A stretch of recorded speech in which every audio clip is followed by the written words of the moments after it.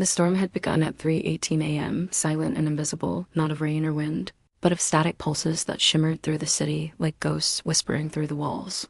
Darren Wakefield hadn't noticed it then, curled in the fetal position, under a single too-thin blanket, his apartment bathed in the flickering neon haze of downtown lights.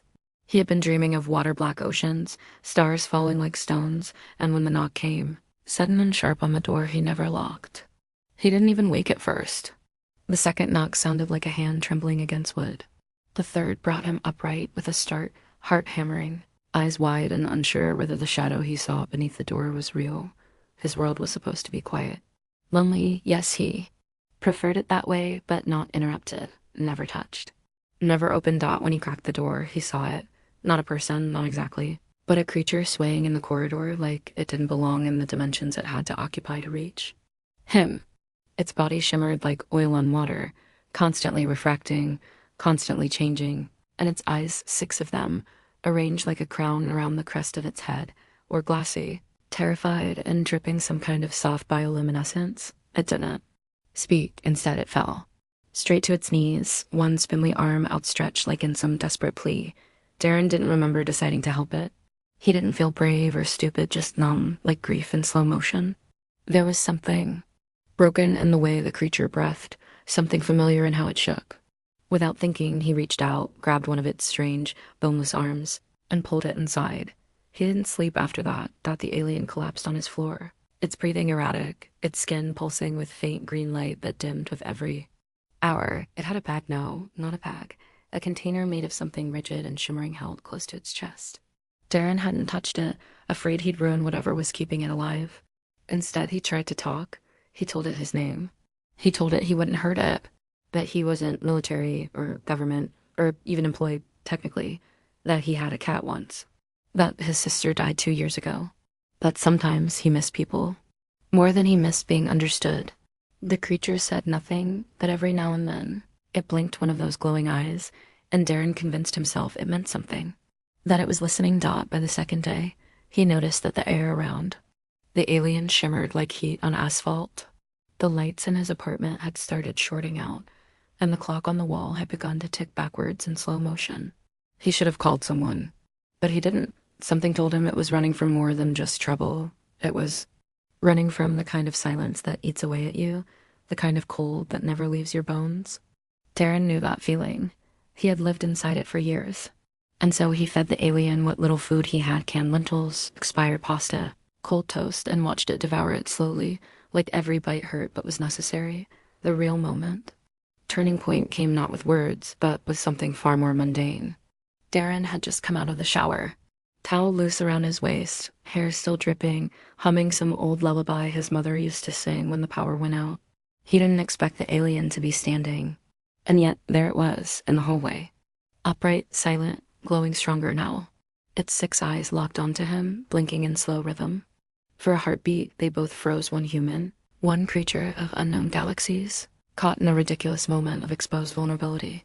Then the light around it shimmered, not green, but golden. A warmth Darren hadn't felt in years settled into the room like the sun rising through fog. It stepped forward, not aggressively, but curiously, its limbs folding and unfolding like origami in slow motion. And then it placed a single finger against Darren's forehead. Just a light touch, barely a whisper. But in that second, the walls of the apartment vanished, the floor fell away, and Darren saw stars. He saw galaxies being born. He saw war and ruin and loss, and children hiding in metal bunkers on moons with no names. He saw a planet breaking apart from the inside, and a single ship, the alien ship, breaking through fire, running towards something it didn't understand. When he came back to himself, the alien had collapsed again, body flickering violently, but Darren was no longer afraid. Something inside him had shifted, cracked open, and whatever this creature was, it needed him, not as a scientist, not as a soldier, but as a human. Something had started. Something neither of them could stop now. **** The morning after the vision. Darren woke to silence so deep it felt like the universe itself had stopped breathing.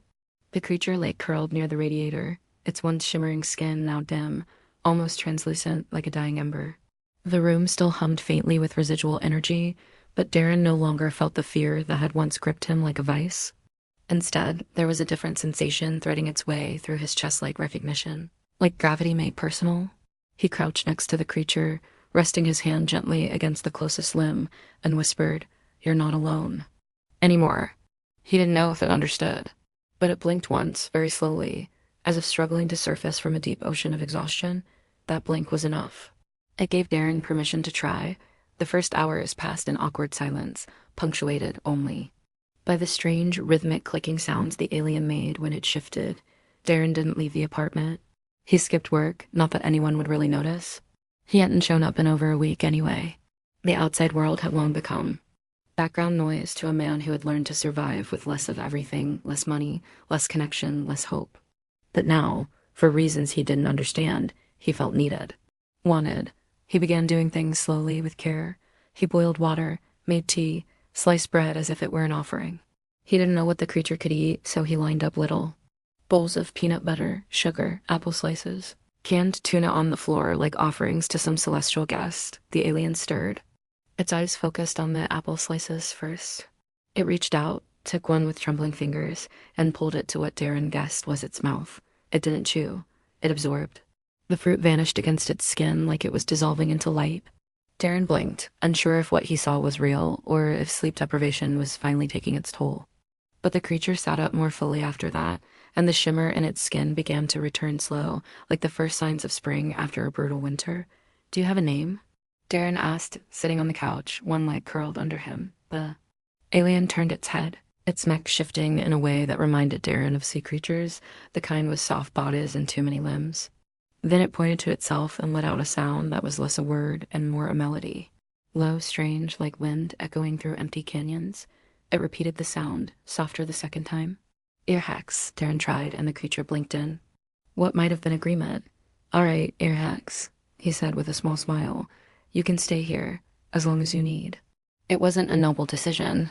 It wasn't some grandstand against authority or danger.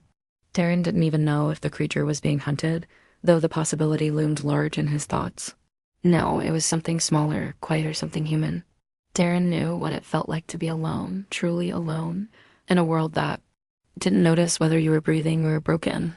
And in this strange, glimmering being, he saw that same ache reflected back at him. As the hours turned into days, Airhex began to recover. Its voice, if it could be called that, grew stronger, and it mimicked words Darren used, piecing together fragments of English like a child relearning the world. "You warm?" it said one night, pointing to the blanket Darren had wrapped around. Them both. Warm, safe, you pain but kind. Darren swallowed hard. No one had spoken to him like that in years. "Not since Lacey. You saw things," he whispered. "When you touched me, you saw her?" Eric's bowed its head. "Light lost, you carry her echo." Darren looked away, blinking rapidly, fighting the tightness in his throat. He hadn't spoken his sister's name aloud in months. Lacey had been his anchor, the one person who never gave up on him. Losing her cancer, swift and cruel, had hollowed him out in ways he'd never fully recovered from. But somehow, in this alien's gaze, he saw no judgment. Only a deep, wordless understanding. They began sleeping in the same room, not out of necessity, but something closer to comfort. Earhex would hum in its sleep, strange vibrations that made the air taste like copper and honey. Darren found himself talking more, sharing pieces of his life he thought had fossilized. Earhex listened with a patience Darren had never known, its many eyes never looking away, never interrupting. And slowly, the walls around Darren, those invisible, self-imposed barriers, began to fall. He didn't know what Earhex was running from. He didn't know what would happen if the world found out he was harboring a being from another star. But he did know one thing. He would protect it.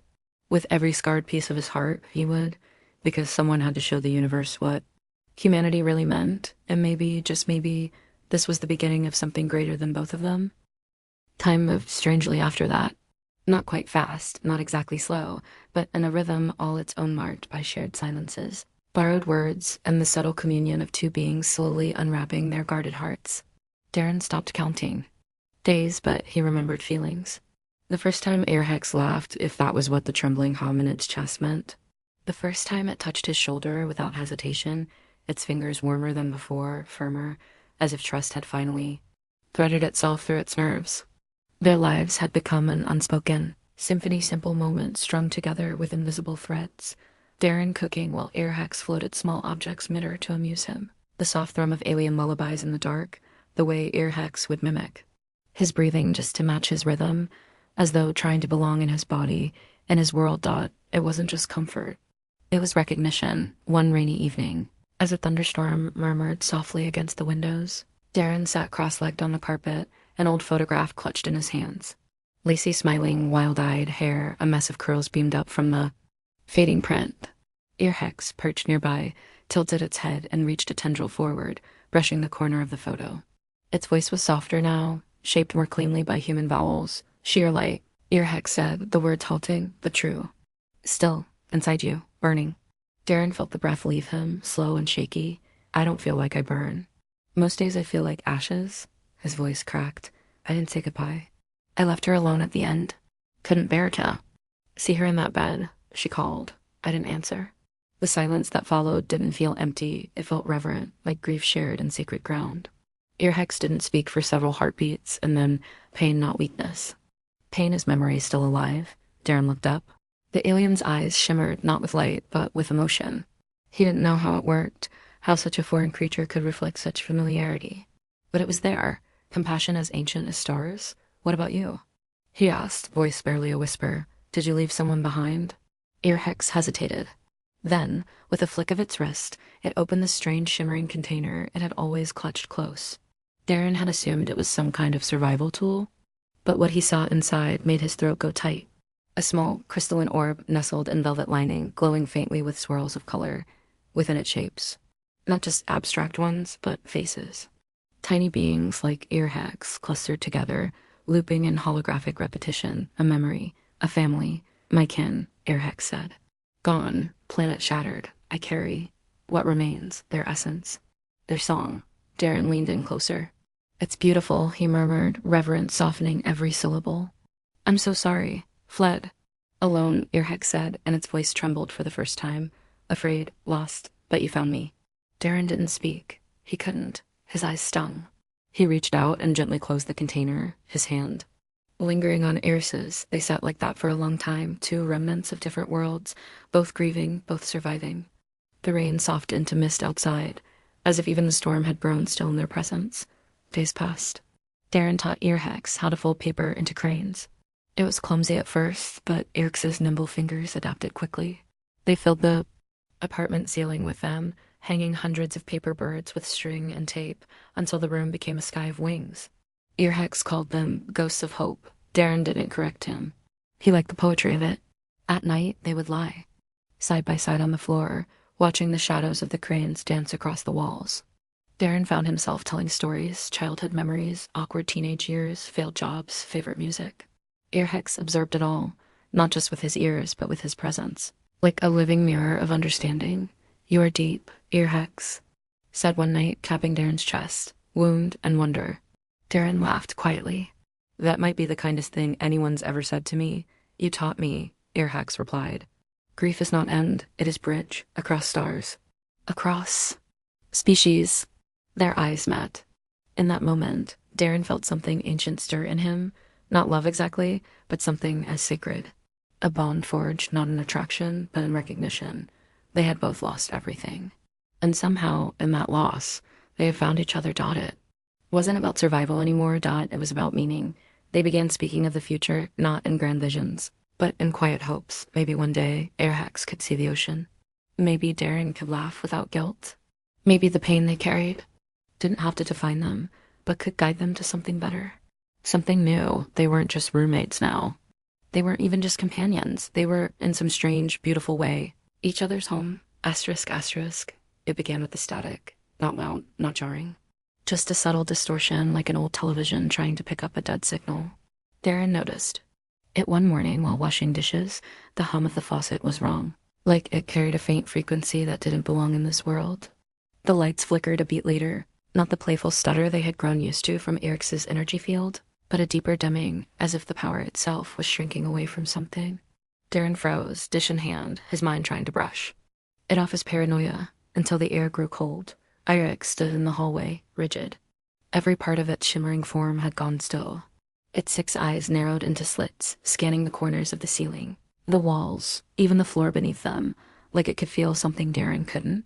Then, with a suddenness that made Darren's heart lurch, Airhex whispered a single word in its own language. It sounded like morning and warning all at once. "What is it?" Darren asked, drying his hands and moving toward him. Airhex turned slowly, and for the first time since that night months ago, Darren saw fear raw, primal, and utterly alien etched into the creature's every movement. "They found me," Airhex said, voice lower, fragmented. "Trackers from the breach." Darren's pulse kicked into overdrive. "Breach?" Earhex closed its eyes and placed one hand over the orb that contained the memory of its family. "I fled through a fracture, not a ship, a tear. Between worlds, illegal, dangerous, but I had no choice. My planet was being consumed. Consumed by what?" Darren's voice was no longer calm. "Others," Eric said, and the word felt heavier than gravity. "Harvesters, ancient, not machines, not life. A hunger made sentient, they erase. Planets, histories, species." Darren stared, his mind spinning. "And you're telling me they're here? Now?" Earhex stepped closer. "Not them. The interveners? The ones who claim to protect galaxies from breaches. They follow energy ripples. They don't ask questions. They erase violations, even accidental ones. And you broke the rules by coming here," Darren murmured. "By surviving." Earhex corrected softly. The reality fell over Darren like a sheet of cold iron. The strange pulses in the air. The flickering lights. The voices on the news about failing satellites. The strange weather patterns. It wasn't global warming or solar flares. Something was coming. And what do they do when they find you? Darren asked, his voice hollow. "They don't just remove me," Earhex said. "They erase everything I've touched, every trace, every witness." A long silence stretched between them, thick with implication. Darren backed away, one hand running through his hair. "So I'm a witness. That means they'll come for me too." Eric's eyes dimmed. "I should not have stayed. You were kind. You should not suffer for that." Darren slammed his palm against the wall, the helplessness surging in his veins. No, don't do that. Don't make this about me. I chose to help you. I saw what you carried, what you lost. That matters. It has to matter." Earhex moved closer, voice shaking. "I can leave. There are other tiers, other places. If I go now, they may not find you. You could forget me. I don't want to forget you." Darren shouted, and the words surprised even him. His chest heaved. "You think I care about some alien law enforcement agency that's more interested in erasing survivors than asking why they survived? You think I'd rather go back to a world where I had no one?" Silence. Then Earhex, trembling, said, "If you stay with me, you'll burn." Darren stepped forward. "If I let you go, I'll be ash long before the fire gets here." Their eyes met, not as rescuer and refugee, not as host and guest, but as something else entirely. And then the final confirmation came, a low rumble outside. The sky darkened, not from clouds, but from something smoother, something unnatural like metal, scraping across dimensions. Darren rushed to the window and saw the impossible shadows streaking across the sky without source, distorting the light around them. He felt it deep in his bones, a presence looking down upon the earth like it was a petri dish in need of sterilization. "There." "Here," Earhex whispered. Darren turned back slowly. "Then we run," he said. "Together?" "No," Earhex murmured. "We hide. There's still a way." And in the trembling stillness that followed, Darren knew that the life he once had, the broken, lonely, safe life, was gone. Whatever came next would demand everything from him. Not strength, not power, but a kind of courage that only humanity could offer. A willingness to stand in front of annihilation for the sake of someone else. The apartment was no longer home, it was a bunker. A fading sanctuary surrounded by an enemy Darren couldn't see but could feel pressing in from all sides. The sky had gone quiet again, but not in peace like the hush before a predator strikes. Earhex had shuttered the windows using a metallic mesh pulled from its own body, fusing it into the walls with glowing heat. It left streaks of starlight in its wake, like veins carved into the drywall. Darren didn't ask how. He was too busy trying to hold himself together, breathing through the weight now, squeezing his chest with every passing hour. They didn't sleep much. When they did, it was in shifts. Darren kept a blunt fire axe beside the couch, not that it would help against interdimensional enforcers, but it gave his hands something to grip, something real. Earhex had changed too. Its glow had dimmed and sharpened, more focused, like it was drawing energy from the tension itself. It whispered in sleep now, strange syllables that made Darren's skin crawl with beauty and dread. He didn't understand. the words, but he understood the meaning. They were running out of time, and then came the knock. A single rhythmic pulse. Not a knock with a fist, but a signal low, resonant, vibrating through the metal in the walls. Darren shot upright, heart racing. Airhex didn't move. It simply opened its eyes and said, "They found the breach signature. They know." "What happens now?" Darren asked. "They offer a choice," Airhex said slowly. "You surrender me, they reset this location, you live." "The planet lives." Darren's stomach turned to ice. "And if I don't, they wipe the entire node, this region." "No questions, they'll cover it up. Earthquake, gas leak. Whatever your people believe." "No," Darren whispered. "They can't. This is Earth. We're not some outposts." "To them you are," Airhex said, voice heavy with sorrow. "Unregulated, unaware, primitive, disposable." Darren turned away, fists clenched. "That's not how we treat people." Eric's gaze held steady. "You are not them. That is why I stayed." The next hour passed like a lifetime. Darren paced, cursing, shouting, trying to think. He made coffee with trembling hands, spilled. Half of it laughed bitterly at the absurdity. Outside, the air had gone still. No wind, no birds. The city was sleeping, oblivious to the judgment hovering above it like a blade, and then the second signal came, not a knock this time, but a voice static came through the wall like radio static, forming words out of distortion and electricity. "Occupant, you harbor illegal biological material. Surrender it now, and you will not be harmed. You have 1 hour."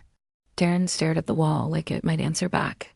He could feel something ancient behind that voice, something entirely uninterested in right or wrong. It was a function, a program, a sentence. He turned to Airhex. "There has to be another way. You said we could hide where?" Airhex hesitated. "There is one final sanctuary, but it must be open with pain." Darren blinked. "What does that mean?" Airhex pulled the orb from its chest, its family, its memory, its very soul, and handed it to him. It was warm, pulsing faintly. "This is my anchor. I can place it within you. Hide within your body, your consciousness. If they scan, they will not see me." Darren stared in horror. "That sounds insane." "You'll die inside me?" "No," Airhex whispered. "But you will carry what remains, and they will come again. They will know. You will never be free." Silence. Darren held the orb tighter. He felt it. Thousands of voices singing in memory, millions of lights fading one by one. He saw flashes of what Airhex had lost.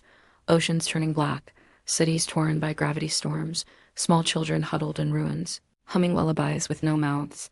"I'm not letting you die," Darren said finally. Airhex moved forward. "Then you must choose. Let me inside, or let me go." A bitter laugh escaped Darren. "And what? Watch them wipe you from the sky while I go back to watching sitcom reruns and pretending I don't cry myself to sleep?" "You will suffer," Airhex warned. "Carrying a life not your own changes you." Darren looked up, eyes raw. "You're wrong." Airhex paused. "Wrong?" Darren stepped closer. "It won't change me. It will complete me." A moment passed. Then, too, an Airhex began to glow again, not with fear this time, but something like reverence. It opened its chest and the orb rose, hovering between them. Darren opened his arms in pain, like fire pouring through every nerve. Like galaxies being born in his blood. He screamed, fell to his knees. The world a kaleidoscope of sound and color and heartbreak and then dash stillness EIRRHX was gone.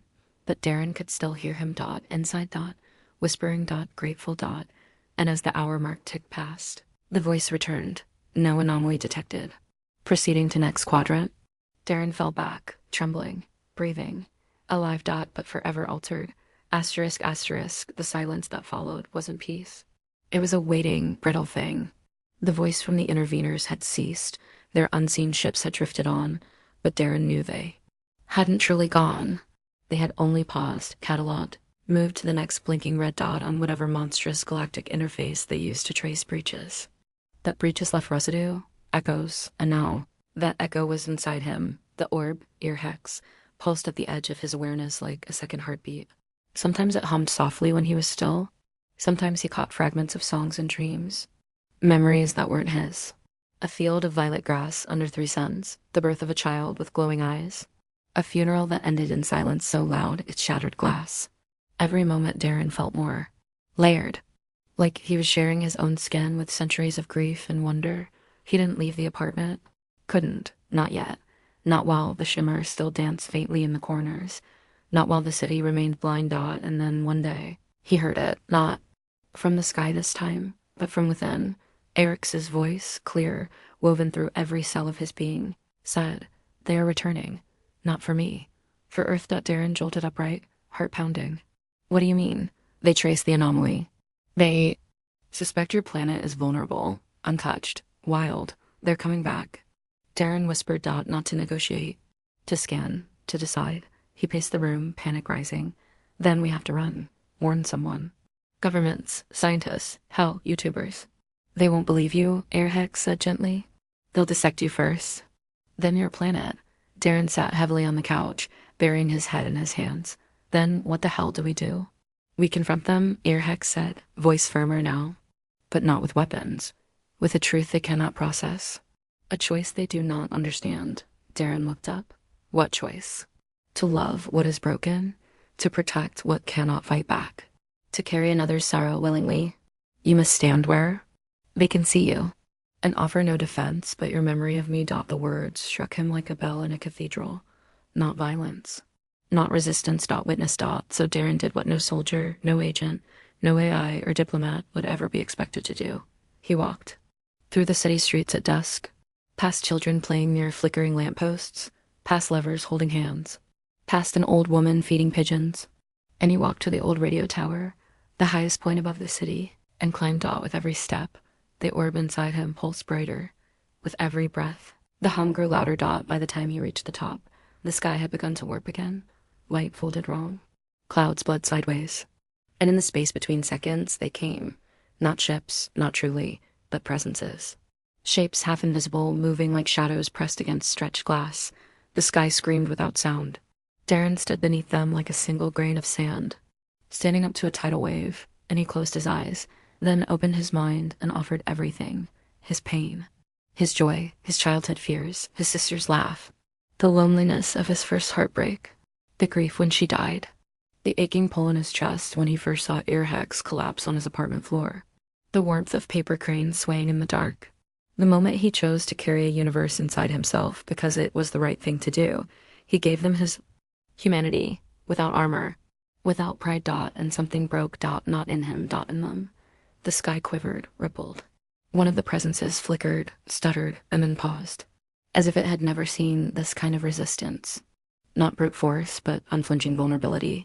Then Eric's voice echoed through Darren again, louder, brighter, layered with every voice from the orb. "We are not threats. We are not errors. We are stories." And he chose to remember us. For a long moment, the world stood on a knife edge. Then the sky bent backward. The shadows retreated. Not in retreat, but in consideration. And then they were gone. No explosion. No war. Just a silence so pure it felt like absolution. Darren collapsed to his knees, sobbing. Not in fear, but in relief so deep it cracked something open in him. The orb inside him dimmed gently, like a lantern resting after a long journey. He had confronted annihilation with nothing but memory and love, and the galaxy had listened. The world moved on as it always does. The sky cleared. The wind returned. The birds sang, unaware that only hours earlier, existence had teetered on the edge of deletion. No one remembered the anomaly, no one but Darren, no one could. Whatever those beings had done as they left wiped memory, bent timelines, stitched the seams of their presence shut, it had worked. The city blinked, exhaled, and went back to arguing about traffic and stock markets and weekend weather forecasts. But Darren remembered. He remembered everything. The sensation of galaxies whispering through his bloodstream, the weight of a voice in his bones, the shivering terror of standing beneath gods and daring to be vulnerable, the ache of choosing love in the face of total erasure, and Earhex. Earhex was quiet now, not gone, just sleeping. At least that's how Darren chose to see it. A sacred hibernation within him curled like a heartbeat beneath his own. Sometimes, when he sat quietly enough, when he listened beyond the buzz of the refrigerator and the city sirens, he could still feel Eric's presence, a warmth in his ribs, a flicker in the corner of his dreams. The feeling of 6 gentle eyes watching him with reverence, not fear. And always, always that music, the one Earhex had carried from a broken planet, now woven into Darren's own. Nervous system like an old lullaby sung by the stars. He never told anyone. How could he? He lived his days quietly, walking the city as if it were newly born.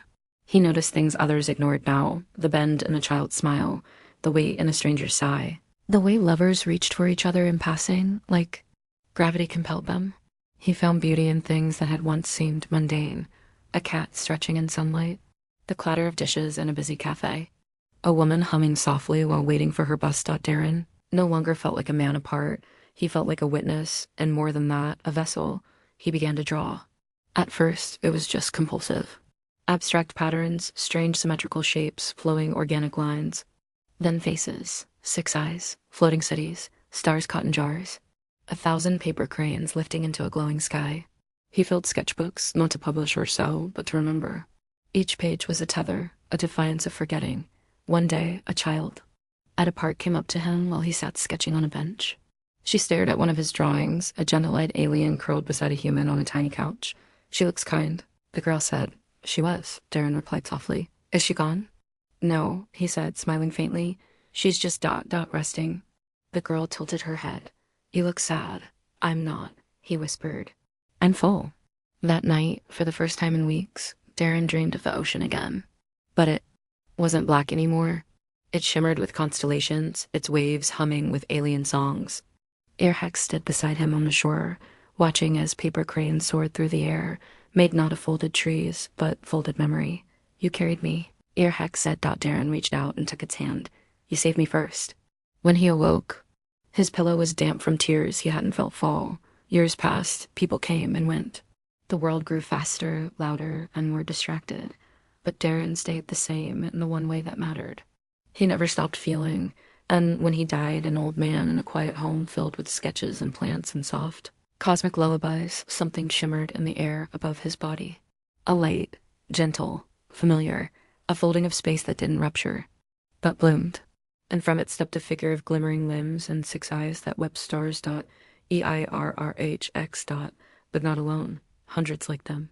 Bright with memory, shimmering with gratitude. They had not forgotten, and they had returned not as fugitives, but as pilgrims to carry him home, because in a cold, indifferent universe that valued laws over lives, one human had chosen to remember, and, in doing so, reminded the stars what it meant to feel.